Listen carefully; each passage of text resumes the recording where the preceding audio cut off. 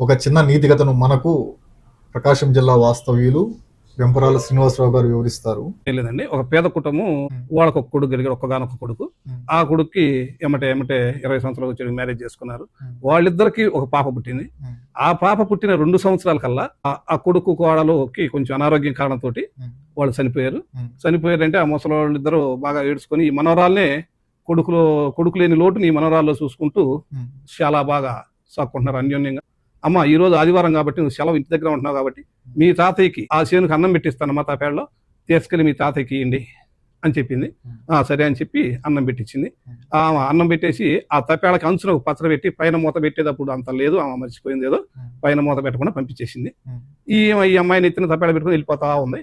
ఇదే క్రమంలో పొద్దున్నే అంటే 8-9 కదా అన్నం తినే టైం, ఆ టైంలో ఒక నాగుబావం లేచి పుట్టలోంచి బయటకు వచ్చేసి, నేను ఎవరి కంట పడకూడదు, నన్ను ఎవరు చూడకూడదు, నాకు మంచి ఆహారం ఇవ్వాలి స్వామి అని సూర్యునికి నమస్కారం చేసుకుంటుంది.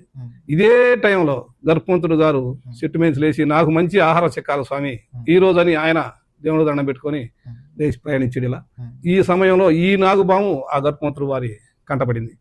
కంటపడిన ఎమ్మటే వచ్చేసి టక్కున ఒక్క తన్నైతే తన్నేసి తలకాయని పట్టుకొని మెడకాయ పట్టుకొని పైకి ఎత్తకెళ్ళాడు గర్భవంతుడు వారు. ఈ పాము తప్పించుకోవడంలో ఆ కాడిని ఎక్కడో ఒకసారి కాటేసి తప్పించుకుందాం అనే బతుకు తెరువు ప్రయత్నం ఏమో చేస్తుంది ఈ నాగుబాము.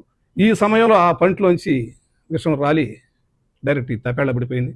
అది ఎవరికీ తెలియదు. ఆయన వచ్చేసి 2 ముద్దలు కలిపి అమ్మాయి చేతిలో పెట్టాడు. అమ్మాయి 2 ముద్దలు తింది. 3వ ముద్ద పెట్టబోయేట్టుగా నోటి నుండి వచ్చి పడిపోయింది. అరే రే ఏమైంది మా అమ్మాయికి అని చెప్పి ఆవిడిగా భుజాన్ని వేసుకొని డాక్టర్ గారు కర్ర తీసుకొచ్చాడు. ఆ డాక్టర్ గారు అప్పటికే నాడి చూసేసి అమ్మాయి చనిపోయింది పెద్ద ఆయన అని చెప్పాడు. అప్పుడు చిత్రగుప్తుడు పాప రాసేసేయాలి చనిపోగానే, ఈ అమ్మాయి ఎలా చనిపోయిందని పాప రాయాలి. ఆయన కలం ఇలా ఇలా ఇలా రాసుకుంటూ వెళ్ళిపోతే అక్కడ పెడికి ఆగిపోయింది. ఏందబ్బా అని చెప్పి మళ్ళీ ఇలా వచ్చి ఇలా ఇలా ఇలా రాసుకుంటూ వెళ్ళిపోయాడు. మళ్ళీ ఆగిపోయింది.